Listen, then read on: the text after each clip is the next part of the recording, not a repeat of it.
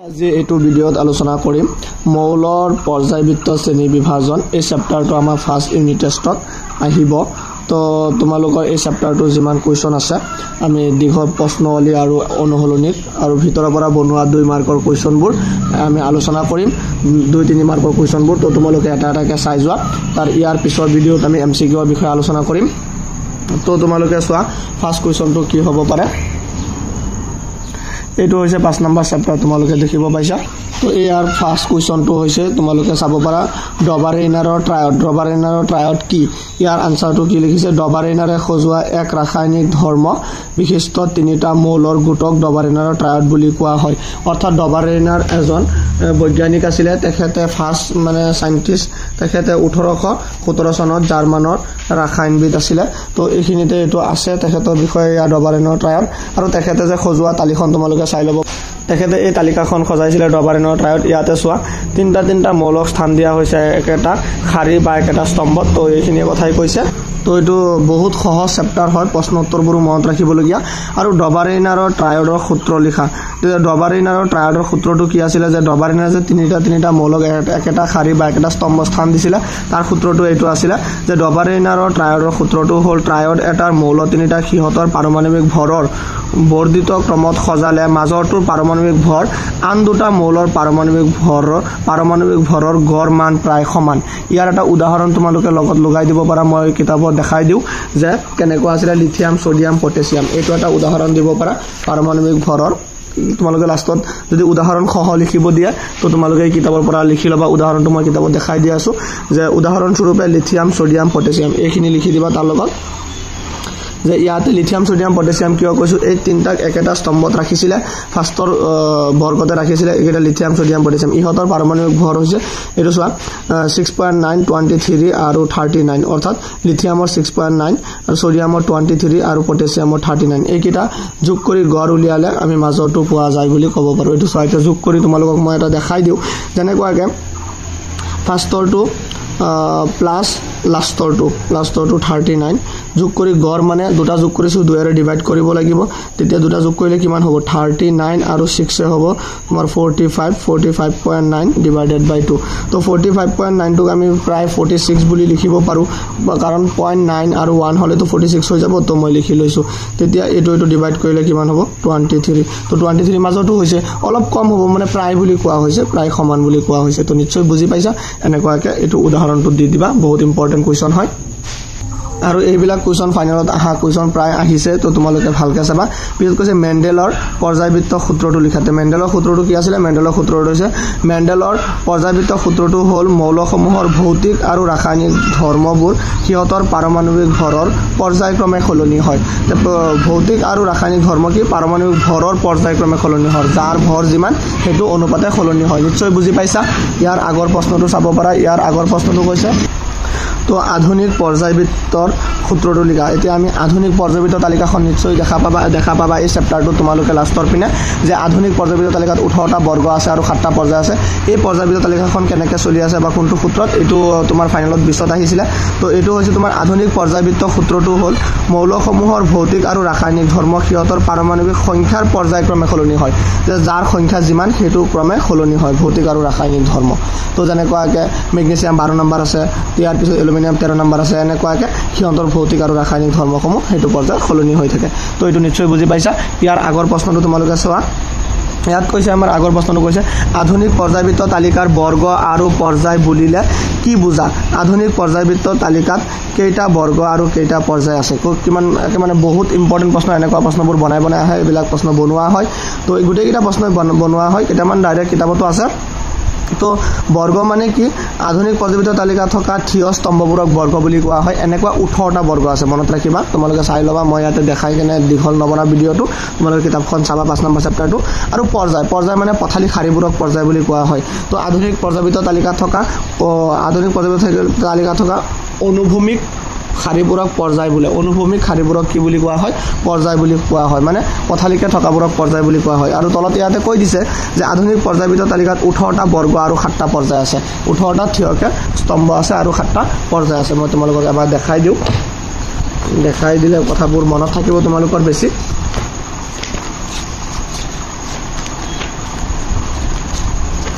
এইখন তালিকা তোমালোকে চাব পাৰা। এইখন হৈছে আধুনিক পৰ্যাপিত তালিকা। ইয়াতে 3টা ধৰণৰ মেটেল হেৰি দিয়া আছে, মৌল দিয়া আছে, ধাতু কল্প আৰু নন মেটেলটো দিয়া আছে। তো ইয়াতে বৰ্গৰ সংখ্যা, ইয়াত তোমাৰ বৰ্গৰ সংখ্যা বুলি কৈছে, বৰ্গৰ সংখ্যা 18টা আছে। এয়া চোৱা 1 2 3 4 5 এনেকুৱাকৈ আপ টু 18টা আছে, চাই ল'ব পাৰা। লাষ্টত 18টা আছে। তো এনেকুৱাকৈ পৰ্যায় কেইটা আছে চাই ল'ব পাৰা। পৰ্যায় 7টা আছে এনেকুৱাকৈ, পথালি 1 2 3 4 আপ টু 7 লৈকে আছে। তো এইটোকে কোৱা হয় আধুনিক পৰ্যাপিত তালিকা। 6 নম্বৰ কুৱেশ্যনটো হৈছে নিউল্যান্ডছৰ অষ্টক স্তম্ভবোৰৰ ডবাৰেনৰ ট্ৰায়ড আছিল নে তুলনা কৰি বিচাৰি ওলোৱা। তো এইটো ডাইৰেক্ট কিতাপৰ প্ৰশ্ন হয়, প্ৰশ্নৱলীত আছিলে। তো প্ৰশ্নটো চোৱা। তো ইয়াৰ আনসাৰটো হৈছে নিউল্যান্ডছৰ অষ্টক স্তম্ভবোৰৰ ডবাৰেনৰ ট্ৰায়ড দেখা যায়, মানে আছিল। ডবাৰেনৰ ট্ৰায়ড হ'ল লিথিয়াম, সোডিয়াম আৰু পটেছিয়াম। তেতিয়া ডবাৰেনৰ ট্ৰায়ডত লিথিয়াম, সোডিয়াম, পটেছিয়াম আছিল। আকৌ নিউল্যান্ডছৰ অষ্টক স্তম্ভবোৰতো লিথিয়াম, সোডিয়াম, পটেছিয়াম আছিলে। তো ইয়াৰ তুলনা কৰিব পৰা যায়। তো নিশ্চয় বুজি পাইছা। ইয়াৰ আগৰ প্ৰশ্নটো চাব পাৰা। ডবাৰেইনাৰৰ শ্ৰেণী বিভাজনৰ সীমাবদ্ধতাবোৰ কি কি আছিল। তো ডবাৰেইনাৰে যে শ্ৰেণী বিভাজন কৰিছিলে তাৰ মানে নিয়মবোৰ কি আছিলে, কোনকেইটা নিয়মত তেখেতে শ্ৰেণী বিভাজন কৰিছিলে। তো তোমালোকে চাই ল'ব পাৰা। ইয়াতে নিয়মবোৰ দিয়া হৈছে যে ডবাৰেইনাৰ শ্ৰেণী বিভাজনৰ সীমাবদ্ধতাবোৰ হ'ল পাৰমাণৱিক ভৰৰ ঊৰ্ধ্বক্ৰমত মৌলসমূহক তালিকাবদ্ধ কৰাটো মৌলৰ শ্ৰেণী বিভাজনৰ সঠিক পদ্ধতি নহয়। তেতিয়া সীমাবদ্ধতা মানে আমি ভুল বুলি ক'ব পাৰোঁ। কি এনেকুৱা আছিলে। তো ইয়াৰ পিছৰ হেৰিটো হৈছে ডবাৰেইনাৰৰ সময়লৈকে হোৱা মৌলসমূহৰ মাত্ৰ 3টা ট্ৰায়ডহে চিনাক্ত কৰিব পাৰিছিল। তেখেতে যিবিলাক মৌল পাইছিলে তাতে 3টা ট্ৰায়ডহে চিনাক্ত কৰিব পাৰিছিলে। কিন্তু ইয়াৰ পিছৱৰ্তী পৰ্যায়ত কি হৈছে, মৌলবোৰৰ ট্ৰায়ড বা বৰ্গ স্তম্ভৰ সংখ্যা বাঢ়ি গৈছে।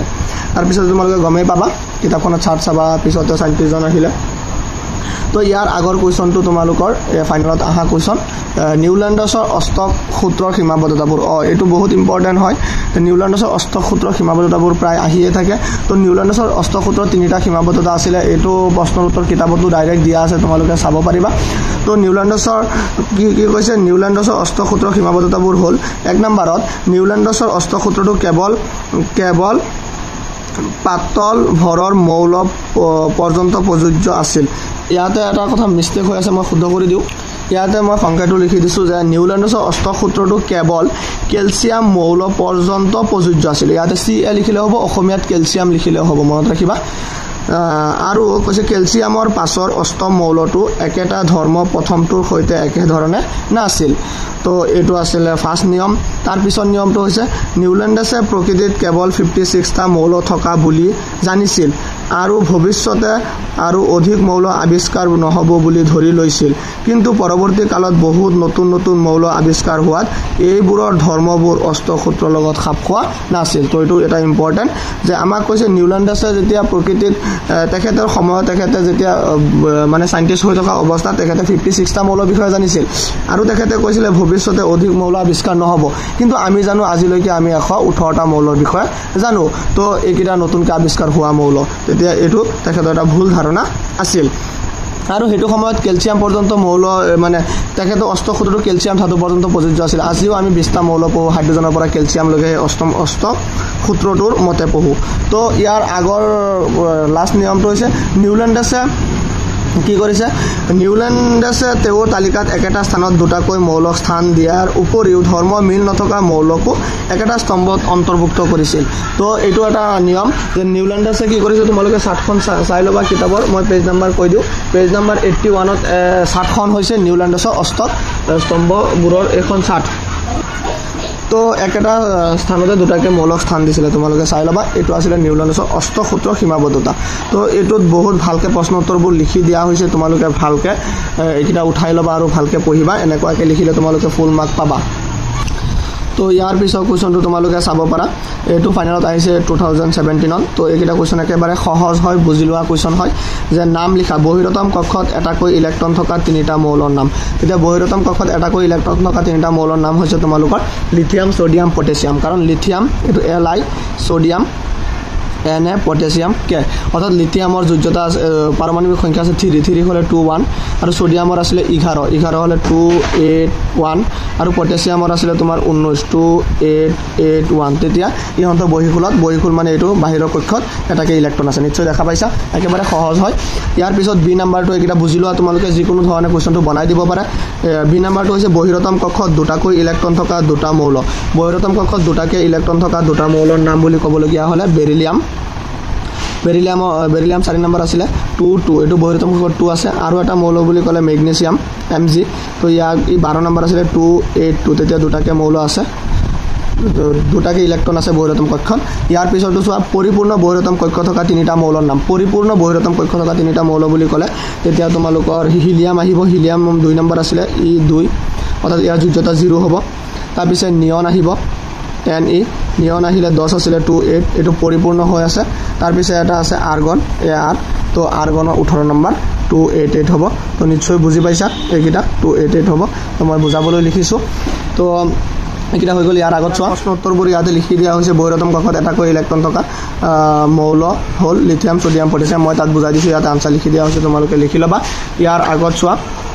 ইয়াৰ আগৰ প্ৰশ্নটো বহুত ইম্পৰ্টেন্ট হয় তো এইবিলাক কোৱেশ্চন ভিতৰৰ হয় বনোৱা কোৱেশ্চন এটো 19 আৰু 18 আহিছে তো লিথিয়াম সোডিয়াম পটাছিয়াম এই আটাইকেইটা ধাতু কিহতে পানীৰ সৈতে বিক্ৰিয়া কৰি হাইড্ৰোজেন গেছ মুক্ত কৰে এই মৌলকেইটাৰ পৰমাণু কিবা সাদৃশ্য আছে না এই মৌলকেইটা পৰমাণুৰ সাদৃশ্য আছে সাদৃশ্য মানে কি হয় চোৱা লিথিয়াম সোডিয়াম পটাছিয়াম এইকেইটা অলপ আগতে ভাঙি আহিছো ইহঁতৰ বহিখুলত এটাকে ইলেক্ট্ৰন আছে যোজক কক্ষত এটাকে ইলেক্ট্ৰন আছে এইটোৱে সাদৃশ্য ইয়াৰ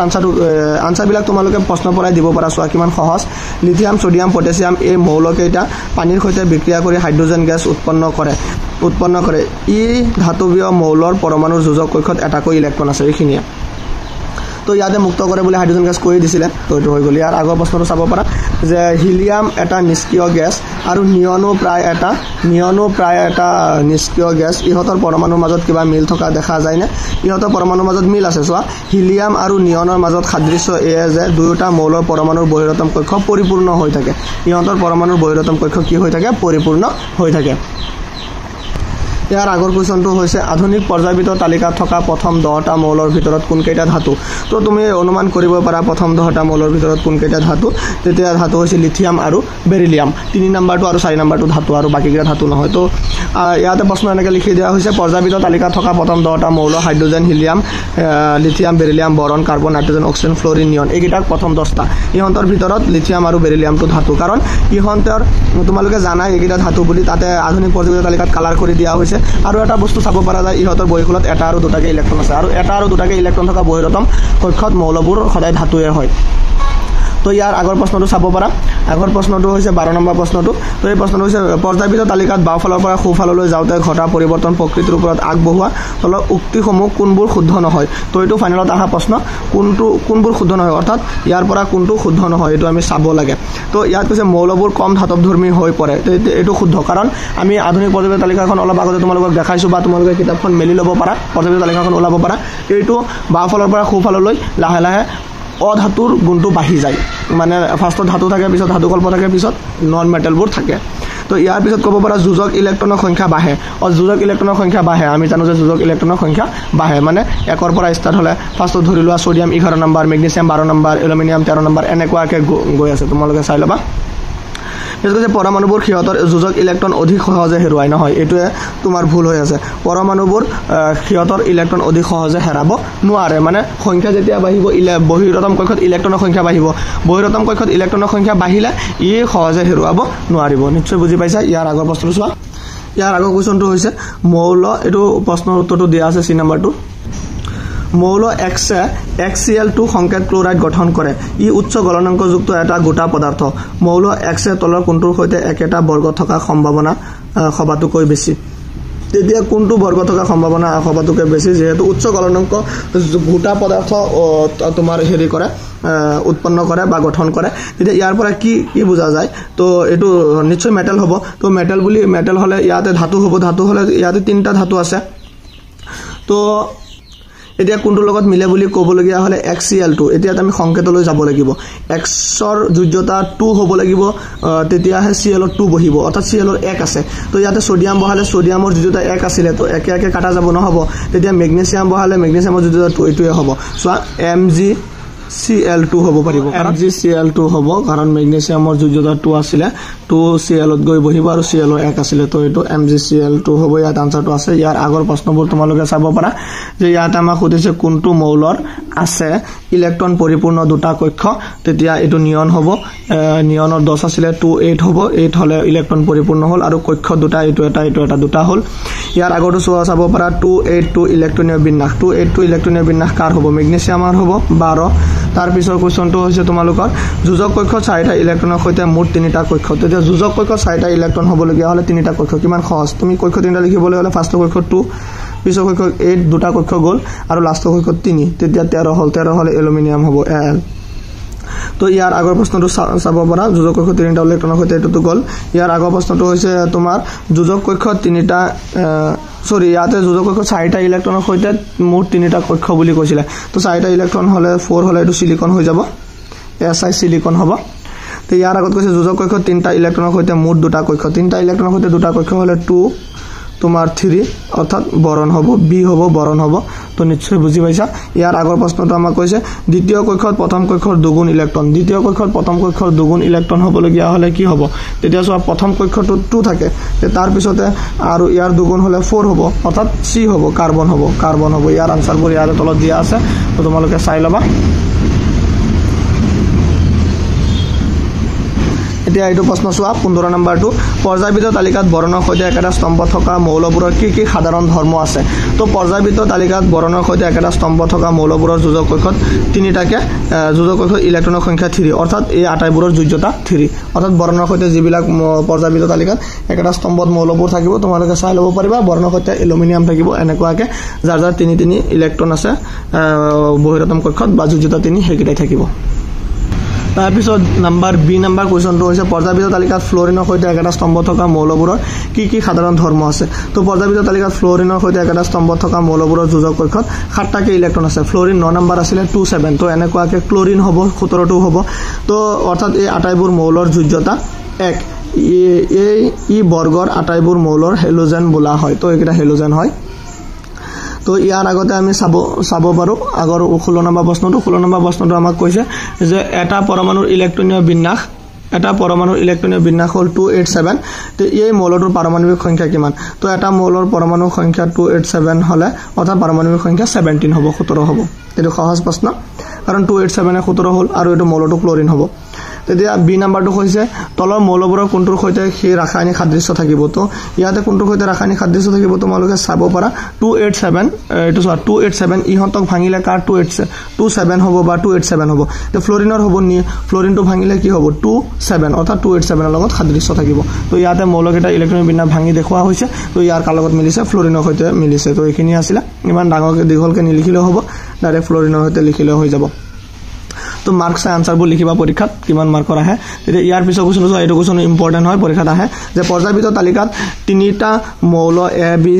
বি আৰু চি ৰ স্থানসমূহ দেখুৱা হৈছে এটো হৈছে 16 নম্বৰ বৰ্গ এটো হৈছে 17 নম্বৰ বৰ্গ এইটো প্ৰশ্ন বুজিবলগীয়া অলপ ভালকে বুজিবা তেতিয়া তোমালোকে চোৱা ইয়াত আনসাৰবোৰ কি প্ৰশ্নবোৰ কি কৰিছে কৈছে মৌল এ ধাতু নে অধাতু তেতিয়া আমি এটো কথা আছে 17 বৰ্গত অৰ্থাৎ আমি তোমালোকে চাই লবা পৰ্যায়বৃত্ত তালিকাত যে 17তম স্তম্ভটোৰ বৰ্গটোৰ মৌলবোৰ অধাতু হয় তেতিয়া এটো আনসার হৈ গল অধাতু যেত কৈছে সি মৌল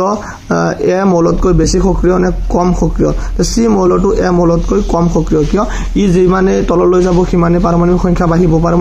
বাঢ়িলে ইয়াৰ সক্ৰিয়তা কমিব পিছত কৈছে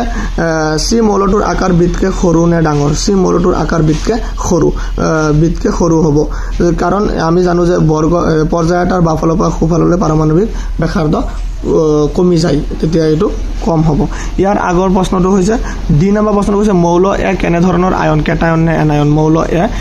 এনায়ন গঠন কৰিব কাৰণ অধাতুৱে এনায়ন গঠন কৰে তো এটো হৈ গল ইয়াৰ আনসাৰবোৰ লিখি দিয়া হৈছে তো তোমালোকে চাই লবা ইয়াৰ আগৰ প্ৰশ্নটো তোমালোকে চাব পাৰা যে নাইট্ৰজেন আৰু ফসফৰাছ এটো কোৱেশ্চন আহিছে ফাইনালত তো নাইট্ৰজেন আৰু ফসফৰাছ পৰ্যায়বৃত্ত তালিকাৰ বৰ্গ 15ত থাকে তো এটো বৰ্গ 15ত থাকে বুলি আমি জানো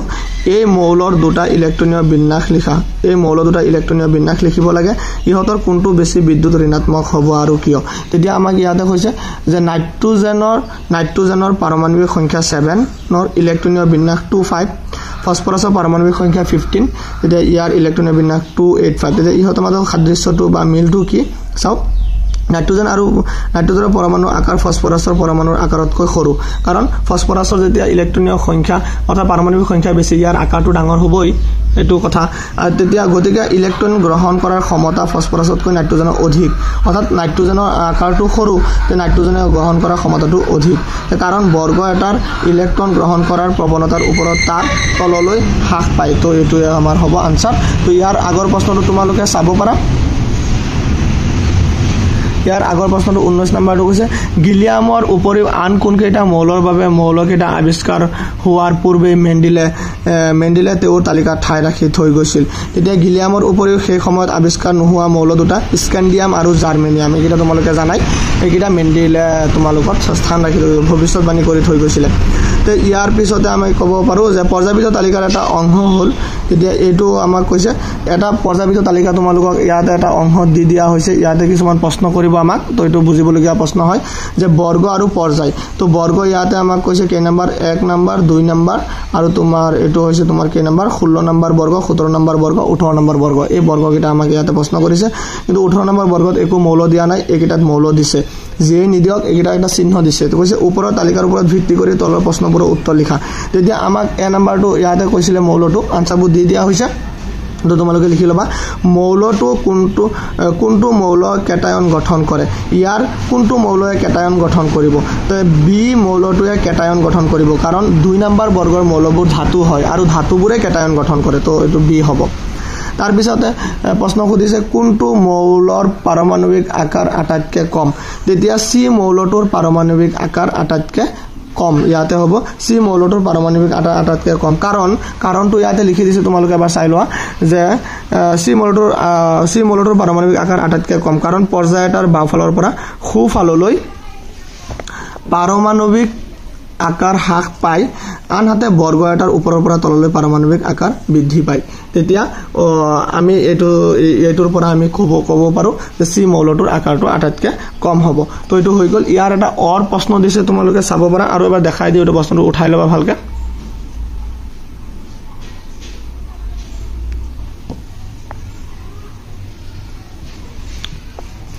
নাইবা প্ৰশ্নটো কি দিছে চোৱা কৈছে নাইট্ৰোজেনৰ পাৰমাণৱিক সংখ্যা 7 আৰু ফসফৰাছৰ পাৰমাণৱিক সংখ্যা 15 পৰ্যায়বৃত্ত তালিকাৰ বৰ্গ 15 থাকে তেতিয়া নাইট্ৰোজেনৰ পাৰমাণৱিক সংখ্যা 7 আৰু ফসফৰাছৰ পাৰমাণৱিক সংখ্যা 15 তে ইহঁতে বৰ্গ 15 তে থাকিব কাৰণ ইহঁতৰ বহিখলত 5টা ইলেক্ট্ৰন আছে তেতিয়া কৈছে এই মৌলৰ দুটাৰ ইলেক্ট্ৰনীয় বিন্যাস লিখা তো ইলেক্ট্ৰনীয় বিন্যাস 7 আৰু 15 লিখা যাব একে সহজ ইহঁতৰ কোনটো মৌল বেছি বিদ্যুৎ ঋণাত্মক আৰু কিয় ইয়াত আমাক প্ৰশ্ন উত্তৰবোৰ দিবলগীয়া হলে নাইট্ৰোজেনৰ পাৰমাণৱিক সংখ্যা 7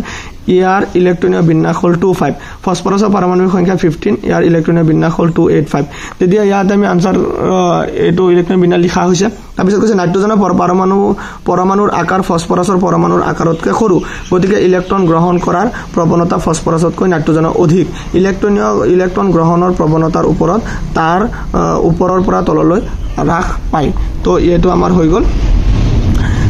ইয়াৰ আগৰ প্ৰশ্নটো তোমালোকে চাব পাৰা 21 নম্বৰটো যে x এটা মৌল ইয়াৰ ইলেক্ট্ৰনীয় বিন্যাস হ'ল 281 হলে এটো সোডিয়াম হ'ব পিছত কৈছে x মৌলটোৰ পাৰমাণৱিক সংখ্যা এটো 11 সিম্পল কথা এটো যোগ কৰিলে 11 হ'ব পিছত কৈছে x মৌলটোৰ নাম আৰু সংকেত লিখা তে x মৌলটোৰ নাম হৈছে সোডিয়াম তাৰ পিছতে c নম্বৰটো হৈছে তলৰ কোনটো মৌলৰ লগত ইয়াৰ ৰাসায়নিক সাদৃশ্য থাকিব বান্ধনীৰ ভিতৰত পাৰমাণৱিক সংখ্যা দিয়া হৈছে তো এইটো মৌল যোনটো x মৌলটো দিছিলে 11 নম্বৰটো সোডিয়াম তে ইয়াৰ কাৰ লগত ৰাসায়নিক সাদৃশ্য থাকিব তে ইয়াৰে তোমাৰ পটাছিয়ামৰ লগতে থাকিব সোৱা পটাছিয়াম কাৰণ 19 নম্বৰটো 2881 তো ইয়াৰ লাষ্টত 1 থাকিব তো এটো পাই গলা ইয়াৰ আগৰ প্ৰশ্নবোৰ সোৱা এবিলাক প্ৰশ্ন এনেকুৱাকে বনাই আহে এটো চেপ্টাৰৰ পৰা পিছত কৈছে 22 নম্বৰ কোৱেশ্চন কৈছে x এটা মৌল ইয়াৰ ইলেক্ট্ৰনীয় বিন্যাস হ'ল 285 হলে 15 হলে p হ'ব তো x মৌলটোৰ পাৰমাণৱিক সংখ্যা 15 তাৰ পিছত কৈছে x মৌলটোৰ নাম আৰু সংকেত x মৌলটো ফসফৰাছ আৰু সংকেত হৈছে p তো ইয়াতে চাই লোৱা ইয়াৰ পিছত আমাক কৈছে কি কৈছে c নম্বৰটো তলৰ কোনটোৰ সৈতে ইয়াৰ ৰাসায়নিক সাদৃশ্য থাকিব বান্ধনীৰ ভিতৰত পাৰমাণৱিক সংখ্যাবোৰ দিয়া হৈছে তো ইয়াৰ কাৰ সৈতে ৰাসায়নিক সাদৃশ্য থাকিব তেতিয়া আমাৰ নাইট্ৰজেনৰ সৈতে থাকিব কাৰণ নাইট্ৰজেন 2 5 তেতিয়া ইয়াৰ লাষ্টত 5 আছিল তো নিশ্চয় বুজি পাইছা ইয়াৰ আগৰ প্ৰশ্নটো চোৱা এটো ইম্পৰ্টেন্ট এখন তালিকা বনাই দিছে এটো মই এটো চেপ্টাৰৰ যিবোৰ কোৱেশ্চন দি আছো যদি কোনোবা ভালকে যদি লিখি লৈ ভালকে বুজি কেনে মুখস্থ কৰা তো তোমাৰ অল চেপ্টাৰটো কমপ্লিট হৈ যাব লং কোৱেশ্চনৰ কাৰণে আৰু শৰ্ট কোৱেশ্চনৰ কাৰণে বহুতখিনি কনসেপ্ট ইয়াতে আছে ইয়াৰ পৰা শৰ্ট কোৱেশ্চন বনাই হয় তেতিয়া চেপ্টাৰৰ গোটেইখিনি বস্তু ইয়াত দি দিয়া হৈছে আৰু মই ইয়াৰ পৰৱৰ্তী ভিডিঅ'ত আমি এমসিকিউৰ বিষয়ে আলোচনা কৰিম আৰু এমসিকিউৰ ভিডিঅ' অলৰেডি এটো চেনেলত দিয়া হোৱা আছে তো তোমালোকে চাই ল'ব পাৰিবা তো তোমালোকে বিশেষকৈ এই কিটা কোৱেশ্চন তোমালোকে ভালকে মনোযোগৰে বুজিবা মই যেনেকৈ বুজাই দিছো আৰু তোমালোকে লিখি লবা ইয়াৰ 23 নম্বৰ কোৱেশ্চনটো হৈছে বৰ্গ 2 বৰ্গৰ ধাতু আৰু 18 বৰ্গৰ অধাতু তেতিয়া এটো আমি জানোয়ে এতিয়া AC আৰু B ইয়াৰ নিচিনা এটা কোৱেশ্চন আগতে দিয়া হৈছিল কৈছে B মৌলটো ধাতু নে অধাতু তেতিয়া B মৌলটো ধাতু কাৰণ এটো 2 বৰ্গৰ কিটা ধাতু হয় সিম্পল তাৰপিছত এ মৌলটো চিতকৈ বেছি সক্ৰিয় নে কম সক্ৰিয় এ মৌলটো চিতকৈ বেছি সক্ৰিয় কাৰণ এটো ওপৰত আছে ওপৰৰ পৰা যিমান তললৈ যাব সক্ৰিয়তা কমিব এই আগৰ প্ৰশ্নত বুজাই দিছো ইয়াৰ পিছতে কৈছে বি সি নম্বৰত কৈছে মৌলৰ আকাৰ চিতকৈ বি মৌলটোৰ আকাৰ চিতকৈ ডাঙৰ নে সৰু তেতিয়া বি মৌলটোৰ আকাৰ চিতকৈ ডাঙৰ কাৰণ পৰ্যায়ৰ বাফালৰ পৰা খুফাললৈ পাৰমাণৱিক ব্যাসাৰ্ধ কমি যায় তেতিয়া এটো ডাঙৰ হ'ব তেতিয়া ইয়াৰ পিছত কৈছে ডি নম্বৰ প্ৰশ্ন কৈছে মৌল বি এ কেনে ধৰণৰ আয়ন কেটায়ন নে এনায়ন মৌল বি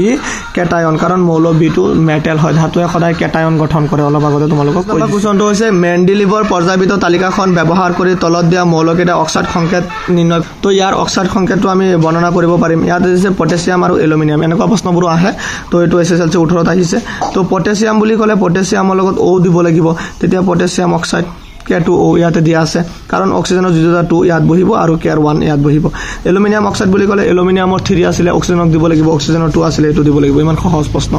ইয়াৰ আগৰটো তোমালোকে চাব পাৰা সব্ৰান্ত গেছবোৰক এটা খুকিয়া বৰ্গত কি স্থান দিয়া হৈছে এটো প্ৰশ্ন আহে পৰীক্ষাত তো এটো চাই লবা যে ইয়াতে কোৱা হৈছে যে দুটা সব্ৰান্ত গেছ যেনে হেৰি হিলিয়াম নিয়ন আৰ্গন ক্ৰিপ্টন এনেকুৱাকে এটো কিটা দিছে জেনন ৰেডন হৈছে এটা কি হৈছে নিষ্ক্ৰিয় গ্যাস আৰু ইহতক প্ৰকৃতিত অতি কম পৰিমাণে পোৱা যায় গতিকে সব্ৰান্ত গ্যাসবোৰক পৰ্যায়বিত তালিকাত এটা পৃথক বৰ্গত